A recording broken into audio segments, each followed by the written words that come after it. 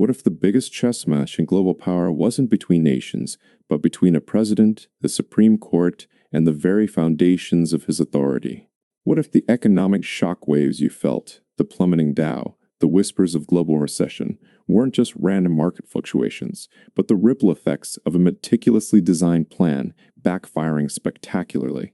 Because right now, as you're scrolling, as you're going about your day, most people have absolutely no idea what just happened. They've seen the headlines, sure. The Dow dropped 600 points, the EU hit the brakes on a massive trade deal, then there's the Supreme Court, quietly, decisively, ruling against the president. This isn't just a political skirmish. This isn't just another news cycle passing by. This is the moment a powerful figure who believed he held all the cards suddenly found himself caught in a trap not laid by his enemies but woven from the threads of his own ambition, his own playbook, his own unwavering belief in unchecked executive power. And the implications, they reach far beyond tariffs, far beyond trade deals. They speak to the very architecture of American democracy, the global economic order, and perhaps most importantly, to your understanding of how power truly operates in the shadows of Washington and beyond. By the time you finish this video, you won't just know what happened. You'll understand why it happened. You'll see the pattern. You'll grasp the deep, almost existential crisis bubbling beneath the surface of our institutions. And you'll recognize the true masterstroke, not of the powerful, but of the people themselves, beginning to question, beginning to push back, and in doing so, reshaping the future. This is the story of how the accepted truths of power were just shattered, and why that matters more than you can possibly imagine.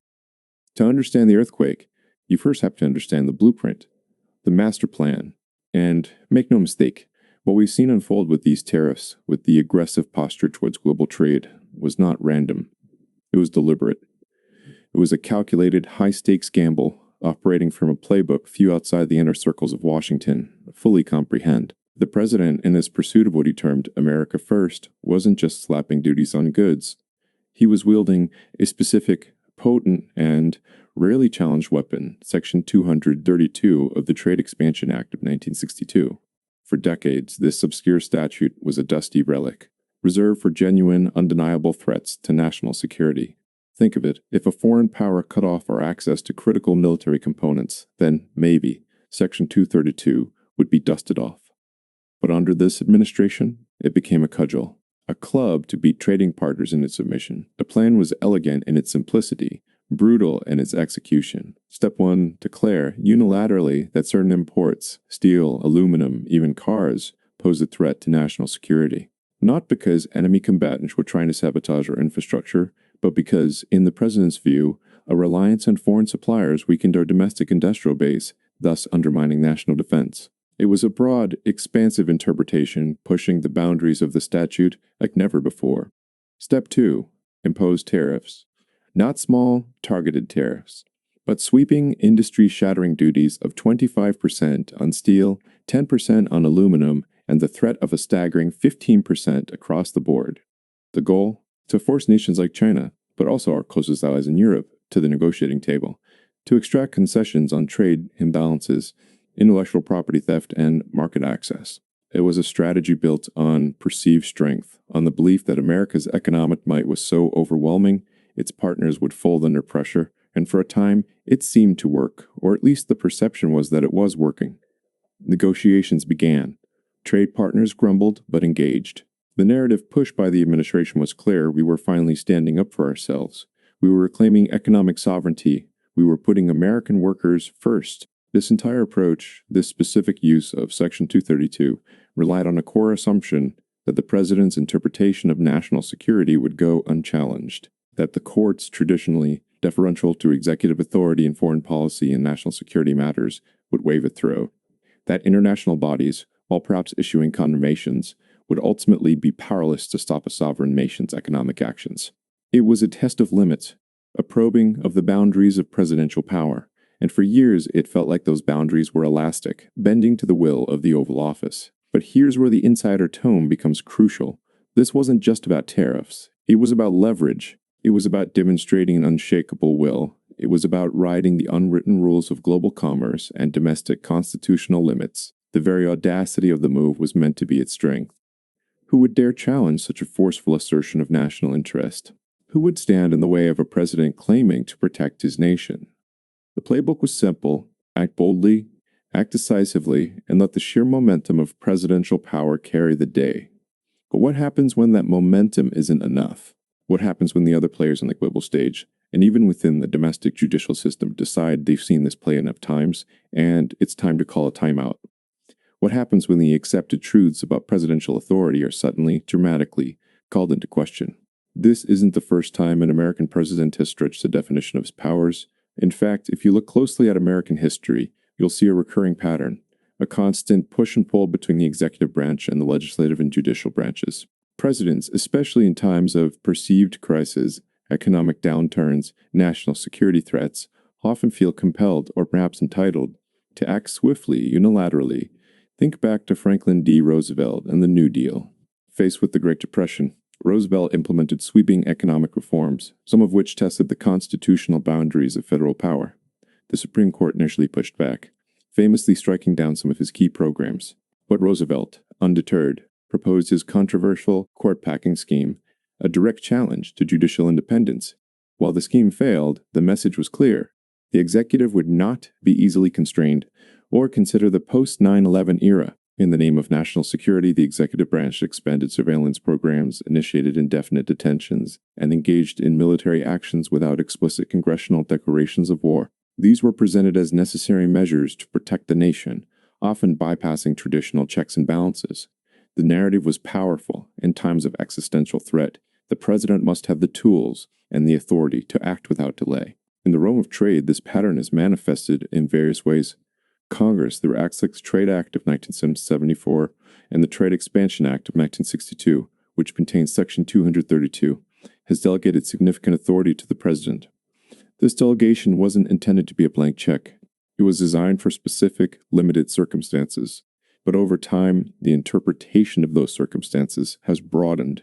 The accepted truth became, in matters of trade, especially when framed through the lens of national interest, the president has considerable leeway. Trade deals are negotiated by the executive. Tariffs, while generally requiring congressional approval, have carve-outs, exceptions, and emergency clauses that presidents have been increasingly willing to exploit. It's a convenient truth, isn't it? A narrative that allows for swift, unencumbered action, often justified by an overarching sense of urgency or crisis. Why has this pattern persisted? Why have Congress and the courts often been so reluctant to push back? Part of it is political expediency. Challenging a popular president on national security grounds can be electorally risky. Part of it is the sheer complexity of international relations and trade. Experts in the executive branch often claim a unique understanding, a need for secrecy that makes oversight difficult. And part of it is the fundamental deference given to the presidency in matters of foreign policy. This deference creates an institutional momentum. Each time a president successfully pushes the boundaries, it sets a new precedent. It normalizes the expansion. It reinforces the belief both within the executive branch and among the public that this is just how things are done now. The playbook gets updated, refined, and passed down. So when this administration invoked Section 232 for steel and aluminum, and then threatened it for virtually all imports with that staggering 15% global tariff, they weren't operating in a vacuum. They were building on decades of executive expansion, on a historical pattern of presidents claiming and often successfully exercising ever greater power. The expectation was that the momentum of the office, coupled with the national security justification, however tenuous, would carry the day. The historical pattern has always been one of expansion, of bending the rules, of presidents testing the limits, and, more often than not, succeeding. It's a story of power accumulating, consolidating, moving ever closer to the center, away from the checks and balances designed to contain it. This is the accepted truth of presidential authority in the modern era. But what happens when that accepted truth, that historical pattern, that institutional momentum suddenly hits a wall? What happens when the very institutions that have historically deferred decide to draw a line in the sand? What happens when the most powerful figures in the world realize they are not immune to the laws they claim to uphold? That's where our story takes its dramatic turn. And then something shifted, something fundamental. The very ground beneath the president's assertive stance began to crumble. It wasn't a slow erosion, it was a sudden, decisive jolt. A gauntlet thrown, not by a foreign adversary, but by the very guardians of American law. The Supreme Court, that bastion of judicial review, quietly but unequivocally ruled. They ruled that the president had exceeded his authority, not on a minor point, not on a technicality, but on the very core of his tariff strategy, the invocation of emergency powers under Section 232. Think about the gravity of that. For years, the executive branch had operated with a perceived blank check when it came to national security. The phrase itself became a magic incantation capable of justifying almost any action, from surveillance to tariffs. But the court said, no. They said, there are limits. There are boundaries to what constitutes a national security emergency in the context of trade. They essentially determined that while the statute gives the president some discretion, it's not an unfettered license to declare anything a national security threat just to achieve economic policy goals. This wasn't about whether tariffs were good or bad policy. This was about whether the president had the power to impose them in this specific way, under this specific pretense, and the highest court in the land said he did not. This ruling is a monumental check on executive power. It's a message, loud and clear, that even the most powerful office in the world cannot simply redefine statutes to suit its agenda. It's a reassertion of the separation of powers, a reminder that Congress makes the laws and the president executes them, but the courts interpret them. And in this instance, the interpretation severely curtailed the president's ability to wage global trade wars under the guise of national defense. But the Supreme Court wasn't alone in delivering this stark message. Almost simultaneously, the European Union, a bloc of nations that had long been a target of these aggressive tariff threats, slammed on the brakes.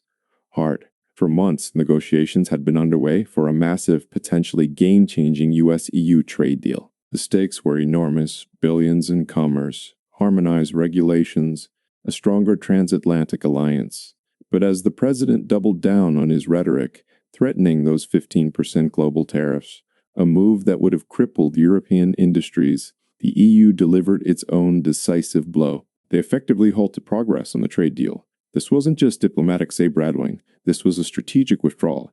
The EU, led by veteran negotiators, recognized that engaging in serious trade talks while simultaneously being held hostage by arbitrary tariff threats was a non-starter. They understood that leverage works both ways. They understood that if the president was going to use tariffs as a blunt instrument of coercion, then cooperation on other fronts was simply impossible. The message from Europe was clear. You want to play hardball? Fine. But we won't play your game on your terms. We won't negotiate under duress. We won't legitimize your tactics by continuing discussions while you threaten our core economic interests. It was a powerful, unified rejection of the president's playbook. And what was the immediate, tangible result of these combined blows? The markets reacted with a swift, brutal clarity. The Dow Jones Industrial Average dropped 600 points. Confusion reigned, uncertainty spread like wildfire through trading floors. Why? Because the pillars of the president's economic strategy, the perceived strength derived from unilateral tariff power and the ability to force trade concessions, had just been shaken to their core. This wasn't just a daily fluctuation. This was a direct response to a fundamental reevaluation of the landscape. Investors thrive on certainty. They hate unpredictability. When the Supreme Court limits a president's ability to impose tariffs, and when a major trading bloc like the EU signals a complete breakdown in negotiations, the economic models shift. The calculus changes. The perceived future becomes significantly more volatile. This reversal is profound. It's a double whammy delivered to a strategy built on the very idea of overwhelming force. The domestic checks and balances asserted themselves. The international community, often fractured, found a moment of unity in rejection. The market, that ultimate arbiter of confidence, delivered its verdict. The masterstroke had backfired. The powerful figure who believed he could dictate terms suddenly found his options constrained, his authority questioned, and his carefully constructed narrative dismantled. This wasn't just a tactical setback. This was a profound, systemic disruption. A moment that forces us to zoom out, to look beyond the immediate headlines, and ask a deeper question. What does this tell us about the true nature of power itself? Now, let's pull back. Let's look beyond the immediate skirmishes and the daily news cycle. Because this episode, this clash between a president, the Supreme Court, and the European Union, is not just about tariffs. It's about something far more fundamental. It's about the very essence of power. Here's the thesis. Power is not simply about force. It's not just about armies, or economic might, or even legal authority. True, enduring power, the kind that shapes societies and moves nations, is ultimately about controlling belief. It's about controlling what people accept as true, what they believe is possible, what they perceive as inevitable, and what they allow as permissible. Think about it. Why do we accept the authority of a government? Because we believe in its legitimacy. Why do economic markets function? Because we believe in the value of currency, in the contracts, in the underlying systems. Why do leaders maintain their influence? Because they cultivate a narrative, a story, a vision that people choose to believe. This administration's tariff strategy was, at its heart, an attempt to control belief. It was an attempt to instill the belief that unchecked executive power in trade was legitimate, necessary, and ultimately beneficial. It aimed to make us believe that global trade was a zero-sum game, that our allies were adversaries, and that unilateral action was the only path to national prosperity. It was a narrative designed to reshape our understanding of international relations and constitutional boundaries. For a time, this narrative held sway. Many believed it. They believed that the president had the authority. They believed that these aggressive tactics would force positive outcomes. They believed that the market, despite short-term jitters, would ultimately reward this boldness. They were buying into the illusion of absolute, unchallengeable executive might. But then, the illusion began to crack. The Supreme Court didn't just issue a legal ruling, it challenged a belief. It challenged the belief that national security was an infinitely elastic justification for executive action. It challenged the belief that the president's interpretation of a statute was beyond reproach. It redefined what was permissible. The European Union didn't just halt a trade deal, it challenged a belief. It challenged the belief that their economic interests could be held hostage by arbitrary threats. It challenged the belief that they would simply acquiesce to coercive tactics. They refused to validate the president's playbook by continuing negotiations under duress. They redefined what was possible in international relations. And the Dow's 600-point drop? That was the market's collective belief shifting in real time. Investors stopped believing in the invincibility of the president's trade strategy. They stopped believing that the path forward was clear. They stopped believing that the risks were contained. Their belief in stability, in predictable policy, was shaken. They've stopped buying the illusion. They stopped buying the narrative. They stopped buying the accepted truth. This is the deeper story. This is the zoom-out thesis. When the institutions tasked with upholding the rule of law and the international partners whose cooperation is vital decide that the narrative being pushed is no longer credible, the power it derives begins to dissipate. The ability to control belief weakens.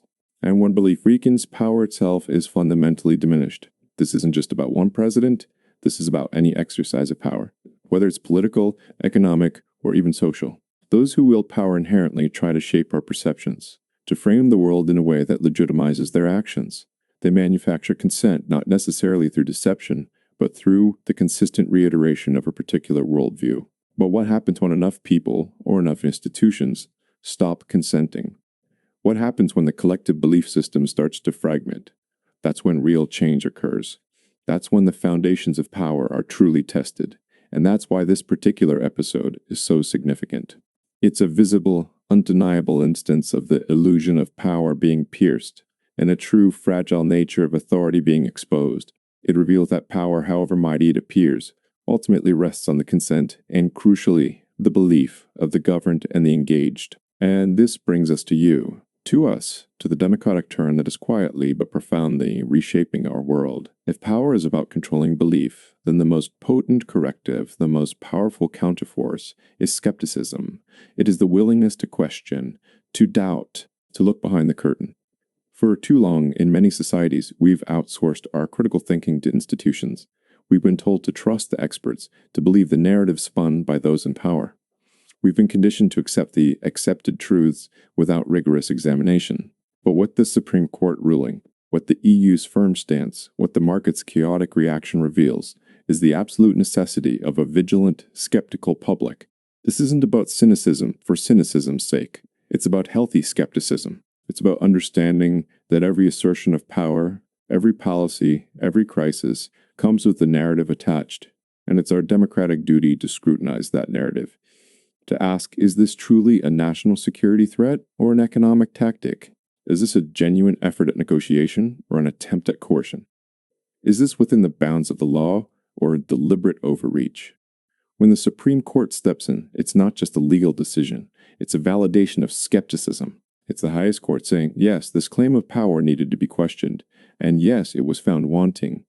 When the EU puts on the brakes, it's not just a diplomatic maneuver, it's a demonstration that collective skepticism can create resistance, that shared doubt can lead to unified action. This is the beauty and the enduring strength of democracy.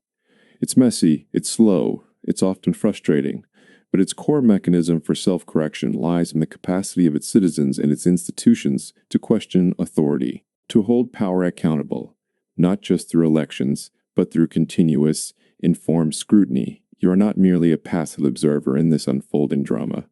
Your engagement, your questioning, your refusal to simply accept the accepted truths, that is the engine of democratic vitality. When you demand transparency, when you challenge overreach, when you seek to understand the underlying motives and implications of decisions, you are actively participating in the shaping of power. An informed citizenry is not just a nice to have, it's the ultimate check and balance.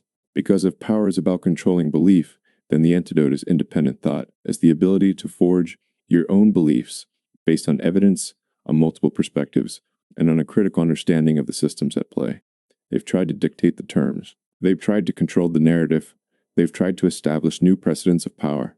But they've met their match in the enduring principles of democratic oversight and, crucially, in a public that is increasingly unwilling to be led blindly. The manufacturing of consent works best in silence, in ignorance, in deference. But as skepticism grows, as information flows, as we collectively become more attuned to the nuances of power, that manufacturing process becomes far less effective. This event is a stark reminder that the ultimate power does not reside in the Oval Office, or even in the hallowed halls of a Supreme Court, but in the collective wisdom and vigilance of a democratic populace. This isn't just about a trade dispute. This isn't just a political defeat. This isn't just a bump in the market. What we're witnessing in this specific tactical episode is something far grander, far more consequential. We are observing a potential civilizational pivot. For decades, the global economic order has been built on certain assumptions: multilateralism, established trade rules, a degree of deference to international norms, and a clear understanding of the separation of powers within established democracies. The rise of an aggressive nationalist trade policy, buttressed by an expansive interpretation of executive emergency powers, represented a direct challenge to these foundations. The Supreme Court's ruling is not merely a legal technicality. It's a reassertion of the rule of law over unilateral executive action. It's a reaffirmation that even in the face of populist pressure, the fundamental structures of democracy, independent judiciary, separation of powers, still hold. This has profound implications for the future of executive power, not just in the United States, but as a model for other democracies facing similar populist impulses. It tells leaders worldwide, there are limits, there are checks. Your authority is not absolute. The EU's decision to hit the brakes on a major trade deal is more than just a reaction. It's a strategic realignment. It signals a hardening of resolve among traditional allies against what they perceive as economic bullying. It suggests a potential shift towards greater self-reliance or the forging of new alliances among nations seeking stable, predictable trading relationships rather than those constantly under the threat of arbitrary tariffs. This could redefine global supply chains, international economic cooperation, and even geopolitical alignments for decades to come. The 600-point Dow drop wasn't just a market correction, it was a crisis of confidence. It was the market grappling with the unraveling of a core economic strategy and the uncertainty it portends. This kind of volatility, this kind of confusion, ripples through economies, impacts investments, and ultimately affects jobs and livelihoods. It underscores the fragility of the global financial system when fundamental principles of governance and international cooperation are undermined. This is a realignment. It's a moment when the tectonic plates of power, judicial, executive, international, and economic, are shifting. It's a pivotal instance where the accepted truths about presidential authority, about global trade, about the efficacy of unilateral action, have been profoundly challenged and, in key respects, rejected. We are moving from an era where an assertive, unconstrained executive could increasingly dictate terms, to one where the pushback is becoming more significant, more unified, and more effective. This is not to say the battle is over, far from it. But this episode marks a critical turning point. It demonstrates that the checks and balances, both domestic and international, are capable of asserting themselves even against formidable displays of power. This moment isn't just a blip on the radar. It's a thesis statement about the future of global governance, the resilience of democratic institutions, and the enduring power of collective resistance. It's a reminder that even the most powerful individuals operate within systems, and those systems, when challenged, have a profound capacity to reassert their own logic, their own rules, and their own limits. This isn't just news, it's history in the making, and it demands our attention, our understanding, and our critical engagement. So, there it is, the story behind the headlines. The deeper currents flowing beneath the surface of power. You've seen the playbook, you've recognized the patterns, you witnessed the reversal, and you've understood the profound implications for how power truly operates in our world. This isn't the end of the story, of course. It's just one chapter, an ongoing saga. The battle for influence, for control of the narrative, for the very definition of what's permissible in a democracy continues every single day. But you are now armed with a clearer understanding. You have the context. You have the tools to look beyond the sensational headlines and see the true mechanics at work. And that in itself is a powerful thing.